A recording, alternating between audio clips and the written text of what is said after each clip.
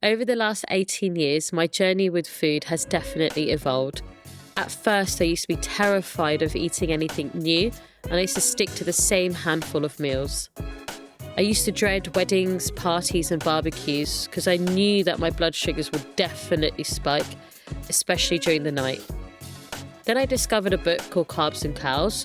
It's actually this book right here. It's a picture guide showing meals, portion sizes, and their carb count. Seeing it all laid out visually gave me the confidence to make more adventurous decisions when it came to food. Now there's an app and it's so much easier to eat out and feel comfortable around social events. Honestly, it was a game changer for me. In episode 4 of season 5 of Diabetes Squad, we speak to the main man behind it, Chris. Chris is a registered dietitian and the founder of Carbs Cals. He's passionate about helping everyone build a positive relationship with food and making type 1's lives so much more easier. I do know that a lot of our listeners and also like across the wonderful world of social media are aware of Carbs Cals, but do you just want to give it a bit of an intro for those that aren't aware of it yet? Sure. So Carbs Cals is basically a range of books and an app as well. We've been around for about 15 years now. And the whole concept of Carbs Cals started because I was, at the time, I was teaching on a Bertie course. I was working in Chelmsford at the time, teaching patients with type 1 diabetes about carbohydrate counting and adjusting insulin.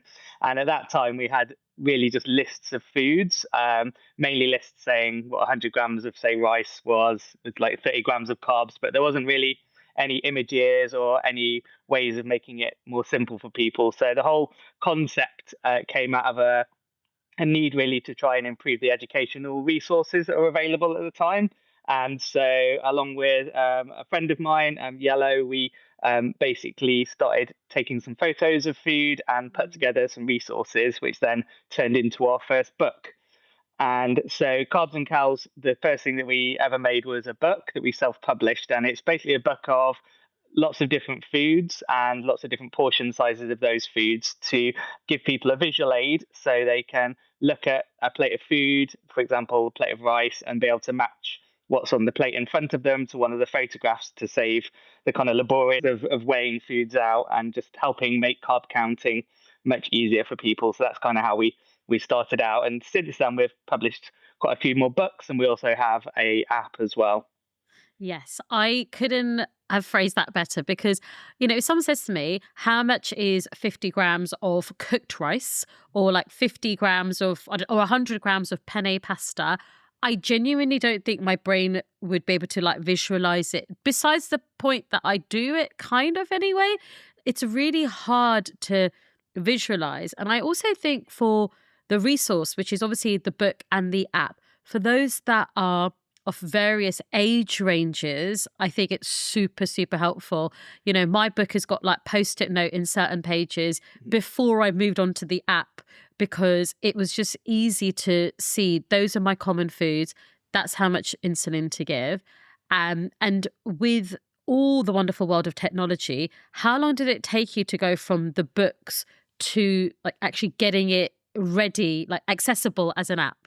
Yeah, good question. So, I mean, when we started out, so the app, we made it about 13 years ago, I think it was now. So it's kind of a couple of years after our first book came out. And it was, at the time, it was kind of the wild west of apps, really. The app stores only just sort of started. So we got one of our friends originally who was kind of a programmer, but he'd not really made an app before. So he actually had to go at producing our first app. And originally we just basically tried to convert the book into an app, so just all the foods that are in there onto the app, and that was kind of the initial app that we did. Since then it's grown into a much larger but database now, much larger and many more features as well, but that was the original concept. So yeah, it was about kind of a year after we'd produced the book that it kind of came out. Yeah.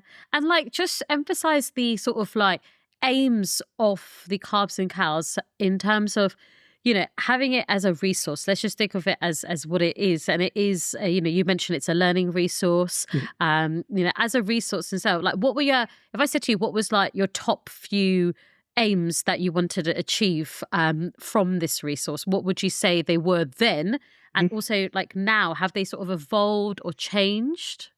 Yeah, I think they definitely have evolved. So when we first started out, originally, the first thing we wanted to do was make life easier for people living with type 1 diabetes. That was really the kind of key thing that we were trying to do. And so we were really quite focused on carb counting and very much still are, but we've definitely expanded out from there. I think the other thing that we were very keen to do was never really to dictate to people what to do. So the book and the app is not a resource that's there to tell people what to eat. It's really a database of food so people can eat whatever they wish to, and they can use this as a way of helping them to understand both the carbohydrate, but for a lot of people now, we're finding a lot of people in that are living with type 2 diabetes, for example, or people that do a lot of sports and exercise, or just looking for more inspiration around portion sizes. They're using it for maybe comparing foods or getting ideas around portion sizing.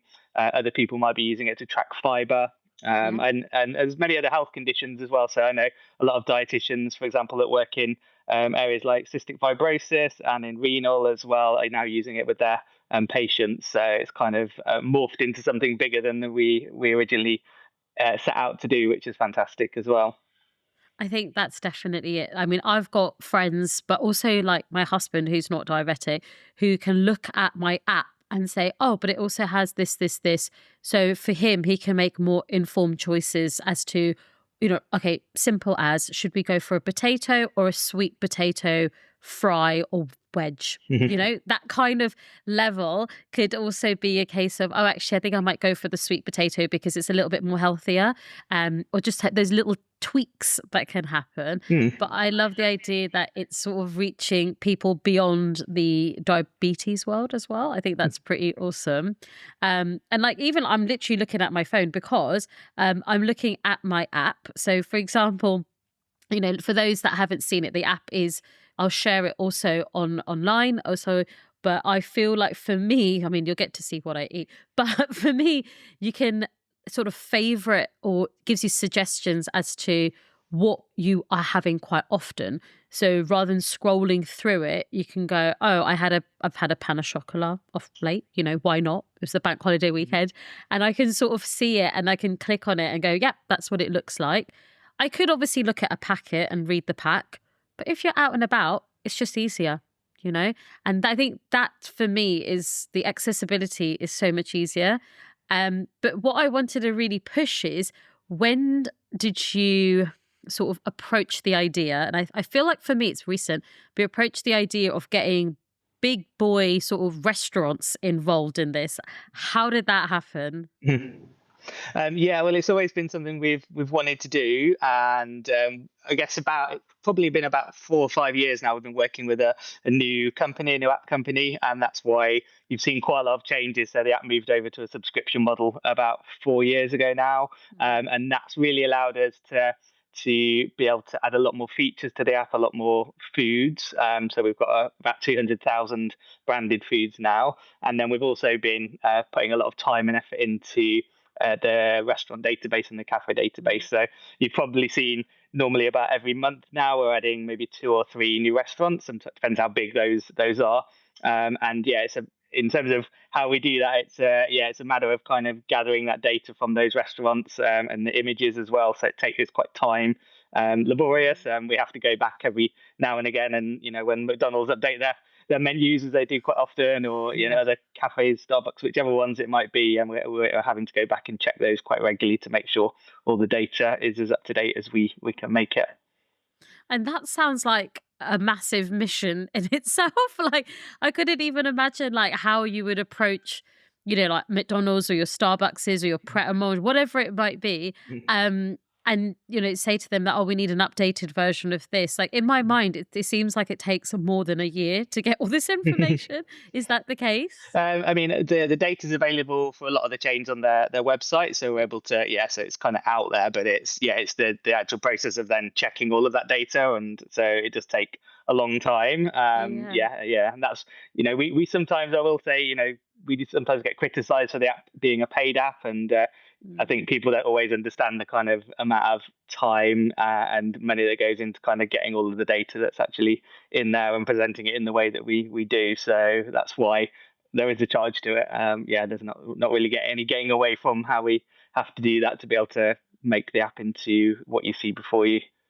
Absolutely. And I do think, because it is an annual subscription as far as I remember. Yeah. And, I've had it for, I say, at least like I would say during COVID if it was there, but definitely in the last 4 years I've had it as an app, because I don't have time to, once again, get to my book, or my book might be in the car, or it might be at school, like at the moment it's at school, because I was showing it to a kid the other day about, certain things. But I do think that going into the app world does help. But also, you do these amazing little features. So say, for example, if it's Christmas or if it's Easter and you've got these sort of like, the chocolates or the roast or the treats or the whatever, how does that all work in terms of your planning and how you push that forward? And I've seen it online. I've obviously seen it on the social media, which obviously helps as well. But how do you prioritize, that chocolate bunny over that chocolate bunny, for example? Yeah, it's a good question. So some of it, we try and put a generic version in there. So we've got a lot of unbranded foods, as you will have seen in the app. So as you say, when we get to like Easter, for example, we'll be putting in the data there for kind of unbranded foods that people can look at, like chocolate bunny, for example. But then if we can get data, now we've got a lot more data that comes through on like a feed that we get, so from all of the supermarkets.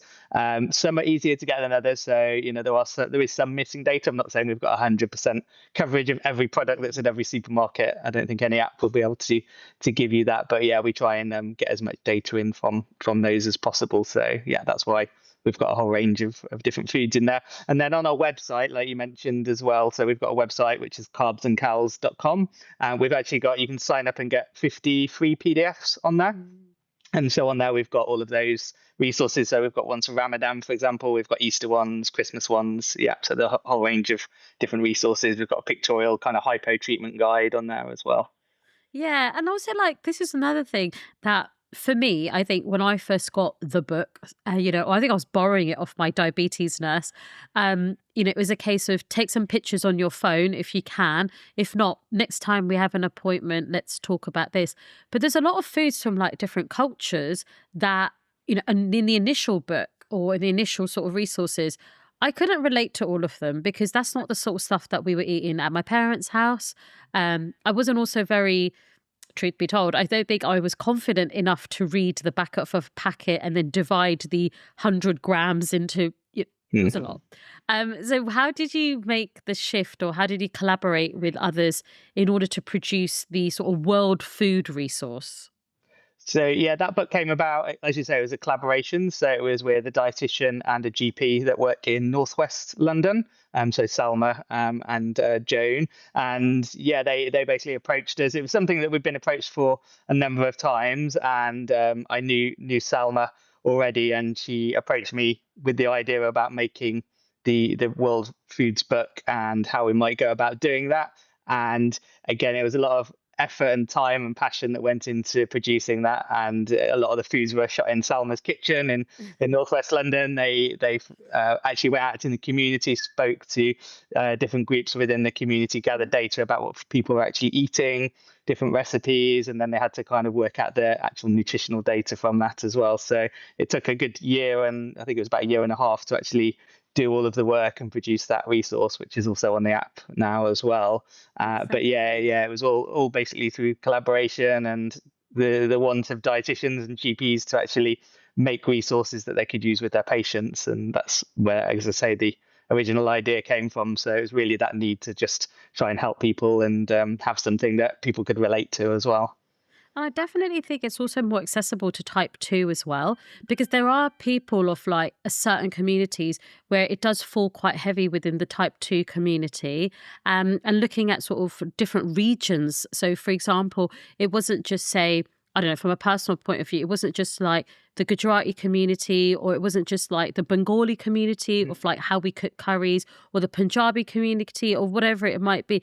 It was very, very like sort of nurtured, it was what the right way to say it, but it was very focused on how those work. But also it was like the Lebanese community that I remember there was like, it was like tabbouleh and like masakas and, things like that, like baba ganoushs. And I was just like, oh my God, I could relate to that, because if I'm eating out, I can have a look.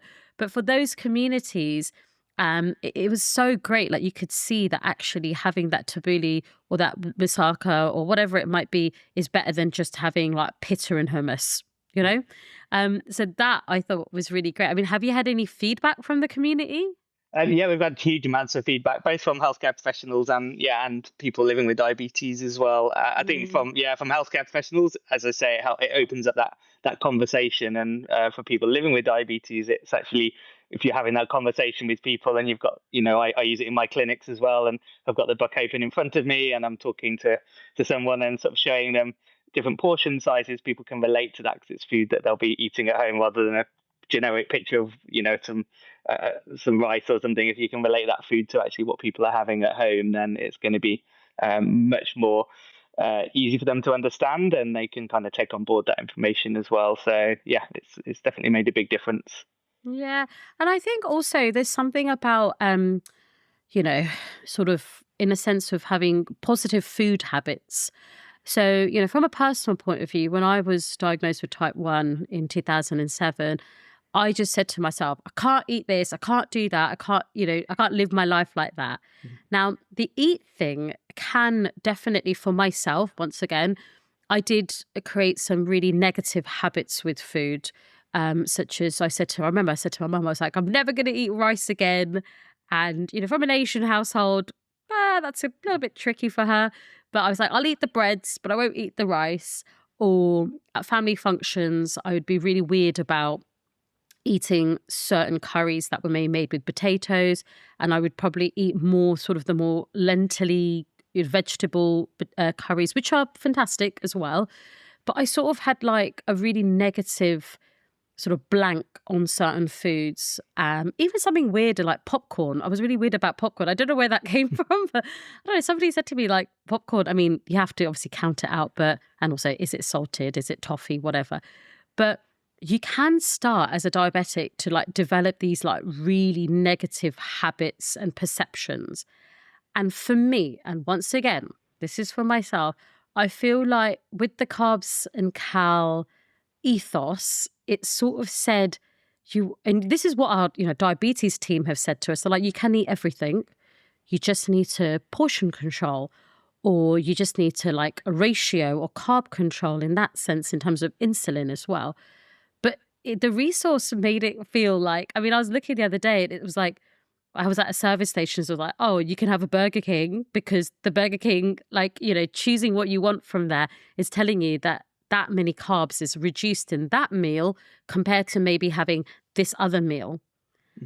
And I think it's really helped, once again, diabetics, especially my generation, to feel that it's okay. You can have a choice.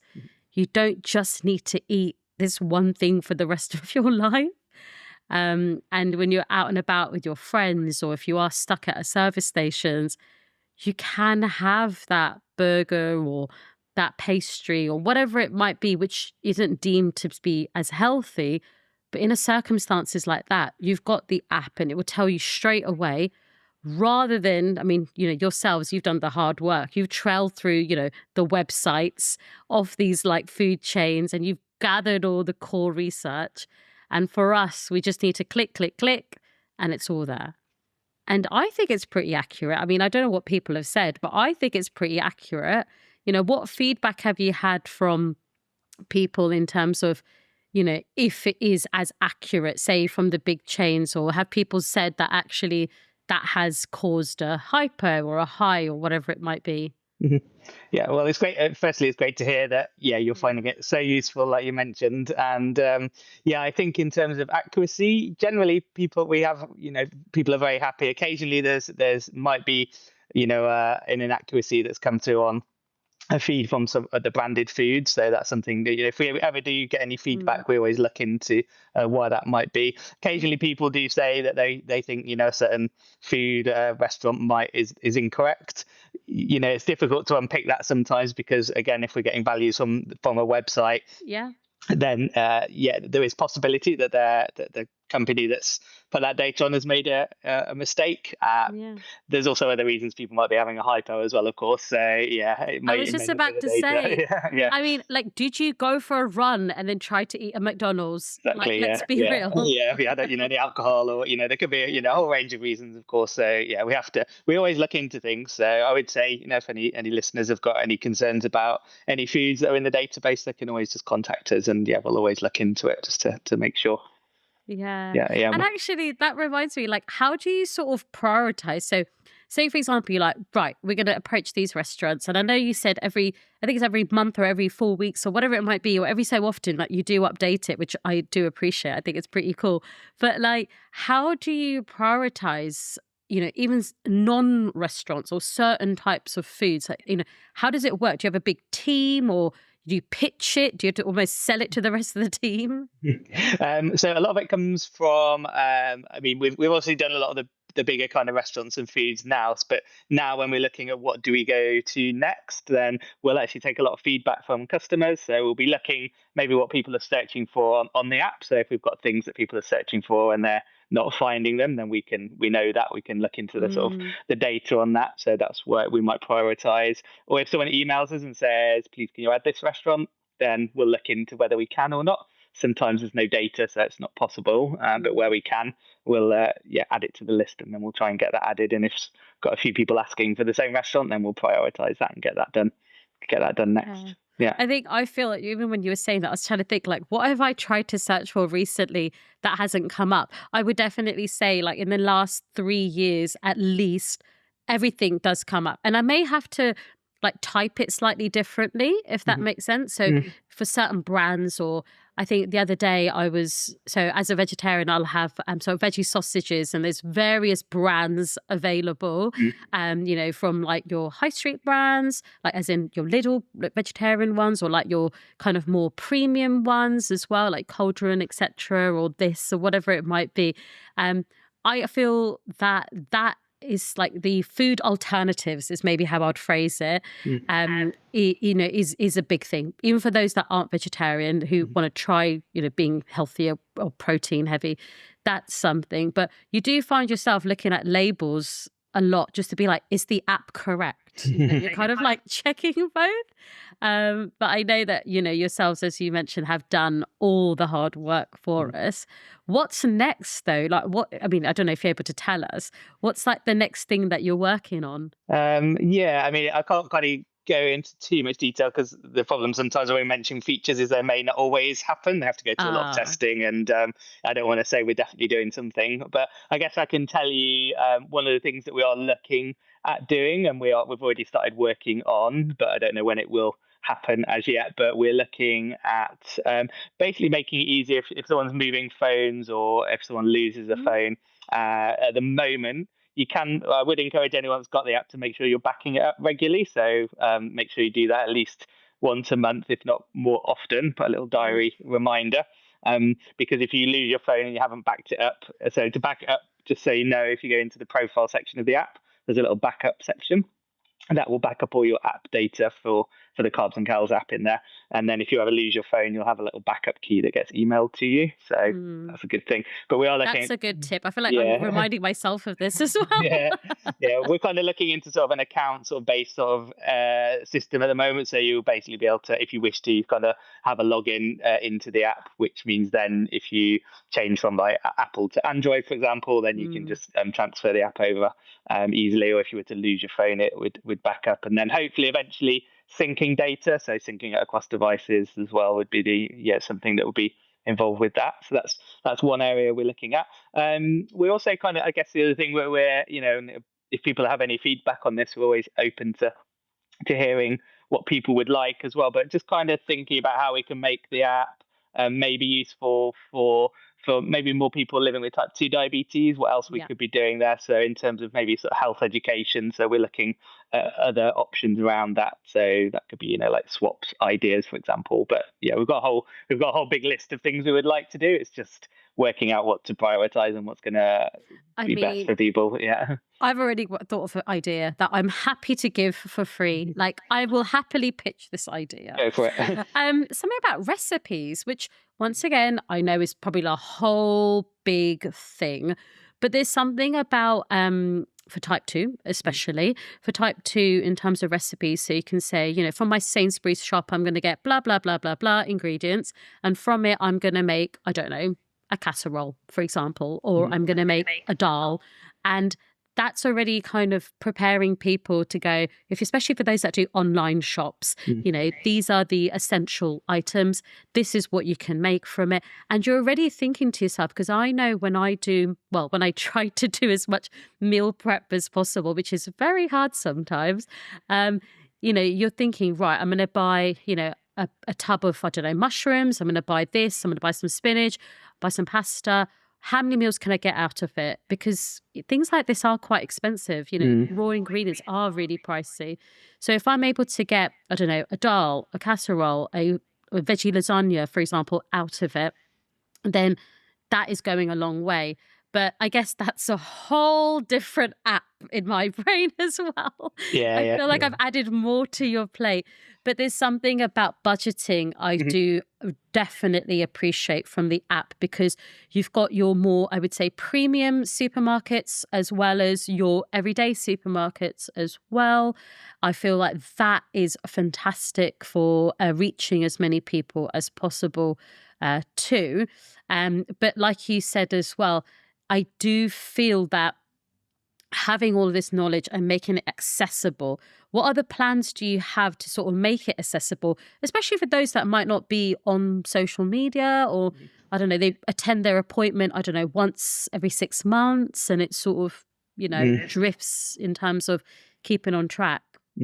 Yeah, I mean, health inequalities is a big, for me, I work in the NHS a couple of days a week as well. And I deal with health inequalities day in, day out. I work in Tower Hamlets. So, an area that's got a lot of social deprivation, and, cost is a big barrier to people being able to use the app. So we have been kind of looking at ways to sort of break down that barrier and make it more accessible to people. So, for example, those living with type 1 diabetes, if they're attending a Daphne course, then we do a voucher now that people can get on the Daphne course that gives them 3 months access. So that's one thing. That's a really good one. I've done Daphne. I think the first time I learned about this was in my Daphne insulin pen course, and then obviously a couple of years later I did the pump. But yeah, that's a great idea. Yeah, so we're doing that, and then we would love the NHS to be able to purchase. I mean, some hospitals actually are able to kind of purchase codes and give them out to patients, and so that does happen in a few areas. We would like to kind of look at ways to expand that more as well. And we feel it's kind of in just like getting an insulin pump or a lever or a Dexcom. Actually, getting an app should be part of care for someone living with type 1 diabetes. That's what we would love to see. As we all know, the NHS is very strapped for cash, and getting that to happen, it may, we'll have to see what happens in the future, but that would be amazing as well. So that would be another area. And then so that there are kind of a few things that we're looking at, and in terms of accessibility for other people and getting the word out there, then we are looking at kind of ways to kind of improve, I guess, the marketing and the kind of getting the reach out there that's beyond sort of social media. There's various things that we're looking at to sort of try and do that. So there's things on the horizon. Yeah. And do you know what it is? I think it's super exciting, because with the first couple of books, they could have just been like, okay, those are the books. But just the simplicity of making it digital has given people, including myself, the confidence to go to a restaurant and feel like, oh my God, the panic has set in. I don't know how much this is. I literally am happy to take my phone out and go, boop, boop, boop. This is what I'm having. This is what I'm going to have a little bit later on. I know how much I'm having. And it just is, it makes diabetics, doesn't matter if you're 1, 2, whatever. It just makes us all feel as though we are not restricted. I think that is the key to it. And having the pictures, I also feel it's a universal language. So, for example, I did show the book to my dad, not because he's diabetic, because I want him to lose a little bit of weight. That's the reason why. And I just showed it to him and I was like, Dad, if you're having that many Weetabix, for example, that's fine. But then if you're having a banana, it's adding this on. And then, maybe you want to go for a walk later or you want to do this. Just to be aware, like visually, that this is what I'm consuming. This is how many little kind of red tabs that you have. This is what I'm consuming.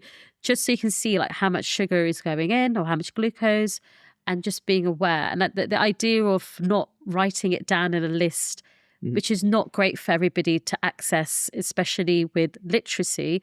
Pictures just make it easier for everyone. I mean, I don't know if that was a conscious decision early on. Like, was that one of your main priorities? Yeah, that was the whole idea around the whole concept of Carbs and Cals was the images. That's what made us different from anything else that was out there, and still is really. I mean, we spent literally a year and a half taking photographs of all of the unbranded foods that you see in the app. It took hundreds of hours of time and effort, and then analysing all of that data as well. So we had all of the kind of accurate data as we could. So yeah, that was the key concept and still is, and that's something that we feel is really stands us apart from the other apps that are out there. So there are other options, of course, in terms of tracking calories and tracking carbohydrate, but they don't have the range of the portion sizes that we have with all the different food, unbranded foods. So that's one of the things that really makes us stand out. And as you say, that picture, just being able to look at, 6 different portions of potato or rice or chips, whatever it might be, and just be able to compare that to what you're having. If you're out at a restaurant, for example, it just makes life so much easier for people. It does. And also it does surprise me sometimes, as I mentioned before about the sweet potato and the potato. That's a classic example of your different varieties of rice as well. It's sort of consciously you're aware that certain types are more healthier. But when you also sometimes look at these individual portion sizes, even in my head, I'm like, oh, I didn't realize that much so-and-so rice is not as much insulin as I assumed it was, which stops me from even having a hypo. Because if I was, guesstimating, as most diabetics have done, not many want to admit it, but I do admit it, you can get yourself into a bit of a pickle, because you could literally just be having a hypo and not even realize. And it's literally just as simple as you didn't carb count correctly. And with the hybrid loop, which is a blessing, it does help, because it can, you can do ease off, or you can do a boost, or you can switch off your insulin, or there's various ways. But as we both know, especially, it's not accessible to everyone. So... No, exactly, yeah.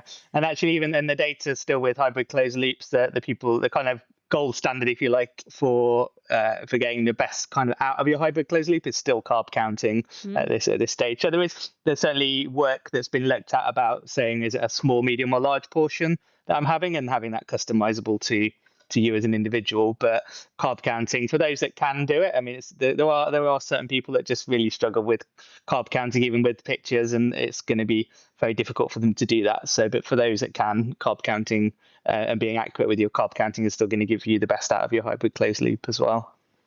Yeah, and I do think that we've always been told, even when I even started the pump, or even when the first ever time I was carb counting, even for pens, the carb counting does give you an extra mental load as a diabetic, because all you want to do is eat my lunch. I just want to eat my dinner. Even for me at work, I've got 40 minutes to go to the bathroom, to eat my lunch, and I've got a club that I do at lunchtime. So it's sort of go, go, go. But it's important that prioritizing, or when, say, for example, if I'm making my lunch, I've already kind of carb counted it already, and just being aware of it. And yes, that can take a little bit longer, and all you want to do is just carry on with your day. But it is just about bearing in mind that it doesn't matter if you are on a pump, hybrid loop, whatever it might be, the essence of your management is about being aware of how much you're putting in and how much insulin you need, which I do love, because I know in the book you've demonstrated that really, really well, in terms of obviously the pictures, the data, the information, the additional information, not just in terms of carbohydrates as well, which I think is super great. In terms of pushing the boat out, obviously we've got the app features that you've mentioned that you're thinking of changing or adding.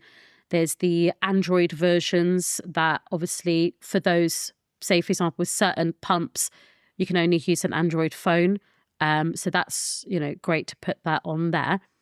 Do you feel that with the accessibility element, you may make a different version in the future for, say, a younger audience? So say, for example, for like a primary school, or maybe on the tail end for those that are maybe retired in that sort of age range. Do you think there's a distinction between the two? I don't think we would make a different version. I think it's probably just more about customizing the app experience, maybe more for people. Might be an area that we can look at. I think at the moment, obviously with the younger age group that you were mentioning there, it's often depending on the age of the child. You'll have the parents maybe taking a lead up to so far, and then the child will be doing a certain amount. And yeah, we've got loads of kids using the app, and you taking it to school. So I think in terms of would there need to be anything different from what it is now? Possibly not, but just maybe more of an expansion of the kind of food database, possibly in like maybe school. If we could incorporate school meals somehow, obviously school is quite different, but maybe there's something more we can do around that. Yeah, that would be another huge piece of work in itself. But yeah, I'd be looking at what I guess for that age group they would want different. And similarly for the older age group as well. I mean, again, we've got lots of people in there, that are in the older range there that are using the app. So I think this whole sort of concept sometimes of older people not necessarily using apps is not actually the case. I think, okay, yes, there are certain people that may struggle with apps, but predominantly most people use apps on a day-to-day basis now, particularly those living with diabetes. So yeah, I don't think there would be necessarily need to be too many changes. But accessibility wise, possibly, we have added some accessibility and we're always looking at that. So making text sizes, making sure they can be bigger, for example, looking at the kind of color in the app as well, making sure it's easily readable for people. So we have looked at quite a lot of that and taken on board feedback. Now, I can't remember if this is a feature, but I just keep thinking, is there a feature, have I just literally made this up, where you can talk into it? Or did I just literally imagine this? When you're on the app, I feel like I need to demonstrate now, which I know the listeners can't see, but for me, the visual learner in me. So if I am on the app, I can use my speaker and say, rather than if he can't spell, I don't know, teriyaki sauce or whatever it might be, then that is a great feature. I genuinely think so as well. I mean, is that something that just happened because it is, say, an Apple, or was it something that you wanted to push? Yeah, no, it's definitely something we wanted to push, and being able to, there's more features like that we have on the cards for the future as well that we want to, again, making just it more accessible, both for people that where literacy might be an issue or language. Yeah, so we are looking at ways to do that. Yeah. I mean, whole language is another huge area as well. Again, we would love to add that in at some point. So yeah, it's all things that are on our development list for the future. I feel like we're having like a design meeting. I feel like I'm telling one thing, but I definitely, yes, of course, languages, because you can change your smartphones into your mother tongue or whichever language you're better at being literate at. But obviously, we know in certain apps as well that's can work, it can't work, or the way it translates. I find, especially when I go on holiday, even if it's somewhere in Europe, like if you're in, I don't know, Barcelona, then it can be quite tricky if you're eating something like a specific pastry or that you don't usually get at home. And yes, that is when, the wonderful world of guesstimating comes in. But it is hard to think even about the world foods because there's so many types. Yeah, exactly. Yeah. So there's always going to be areas within the app we can hopefully improve upon, and we're always aiming to do that. So I think, all I would say to anyone that's listening, if you do have any feedback for us, just get in touch, because that's one of the things that really drives us in certain directions as well. If we've got people saying, we'd really like this to happen, or this would be a great feature, then that all adds into what we're looking to do. Great. Now, Chris, if there's anything else that you want like the listeners to know, or if there's anything that you want me to expand on, or if you want to expand on anything, Mhm. this is sort of like your time now. I was also our last question usually is, what would you say to yourself when you're diagnosed with diabetes? But obviously in this case we can't do that. But it would be, what advice would you give to those that are managing their diabetes, and how can your resource help them? Okay, good question. So I guess my advice to those that are managing their diabetes is, would be that there's so many balls to juggle every day, if you want to put it like that. That there's a lot to think about, and there's a lot to do day in day out, over and above what someone that doesn't have diabetes has to do. And food plays a big part of that. And so we are often creatures of habit as well, so we do tend to eat things that are similar most days. We might have the same breakfast each day, or we might have a similar lunch 3 days a week. So when it comes down to like carb counting and how the carbs and cows resources can help, what I would say is kind of try and get, if you're kind of new to carb counting or new to having diabetes, then just try to get good, if you like, and get experience at counting the carbs in the day-to-day foods that you eat. So it can feel a bit overwhelming sometimes trying to count everything and trying to track everything that you might be eating. But try and get good at counting accurately the foods that you eat regularly. And there's probably going to be about, there might be 20 or 30 of those that are quite regular foods. And the resource Carbs and Cows, I think, is going to help a lot with doing that. So that would be one thing, and the other thing would just be to just enjoy food as well, and just get enjoyment out of it. Like you were saying, there isn't any foods that you have to completely cut out of your diet, and we do need to think about health and our long-term health as well. So there's certainly certain foods that we shouldn't be eating lots of, but there's no kind of good or bad foods. It's really about which are the foods that we should maybe incorporate more on a day-to-day basis, and which are the foods maybe not to have as frequently. And that might often carbs get demonized, but I would strongly kind of point more towards kind of foods that are maybe more ultra processed foods, which we should really be thinking about in terms of those foods that we shouldn't be having as much of within our diets. And carbs themselves, I would say, are not something that needs to be cut out or necessarily limited at all as well. It's about just thinking about that day-to-day intake of your foods and bringing in things that are going to be more beneficial to your health as well. And hopefully using the app and the books will help to encourage people to do that and bring those foods in. Yeah, and you could have said it better myself in terms of it's on the eat healthy plate. Like we teach this at school, Mm-hmm. like carbohydrates are a part of the eat healthy plate. It's Mm-hmm. not about cutting out a whole section to think, oh no, that's fine. It's about everything and being balanced. And I love what you said about having positive habits with food. And, even if you start with just counting out, say, that one breakfast that you have or a variation of breakfasts that you have, and just getting those precise, and then just look at your readings and see, oh, has it improved? Has it not improved? What's happened? How's my sugars?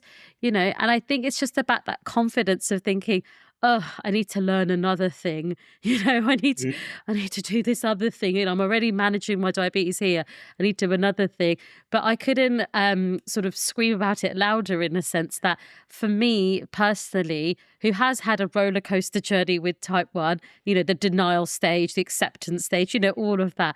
I think just the app and the resources online or in the website, for example, or social media, or the books, and I'll put a link to the books, especially on Diabetes Squad as well, because I just think it's important, even if, say, a parent is cooking dinner, the parent can already preempt what's going to be in it, and then obviously the child can get used to it eventually. I definitely feel that there is a niche of people that know about carbs and cal. But when I speak to, say, my pupils in secondary school, we've got a handful of type 1 children.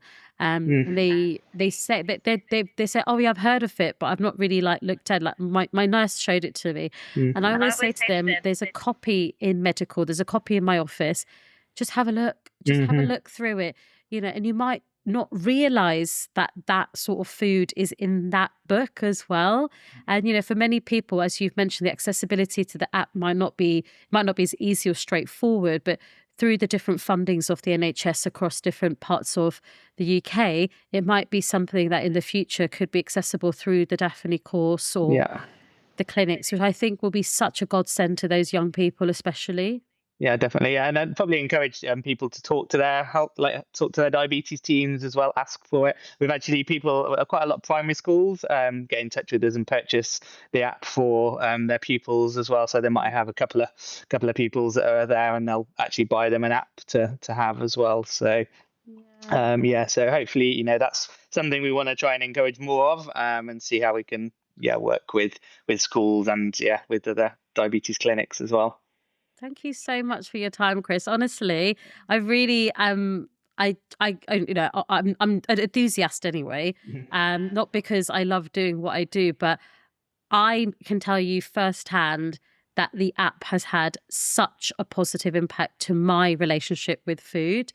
And especially when I'm out and about with family or the dating world, you know, when you just want to be really quiet about it, but you do feel that, okay, I'll be fine, I'm not just going to keel over, you know, like it's okay. So yeah, from one diabetic, it's made an impact to me, so I'm super grateful. Thank you. No problem. I'm glad. It's always nice to have that feedback. Take care. Bye. Thank you so much to Chris for creating this fantastic resource and having such a positive impact on so many diabetics' lives. It's definitely had a positive impact on mine, and my relationship with food has definitely improved. I can most certainly say that I'm definitely more adventurous. Why don't you speak to your dietitians or your diabetic team?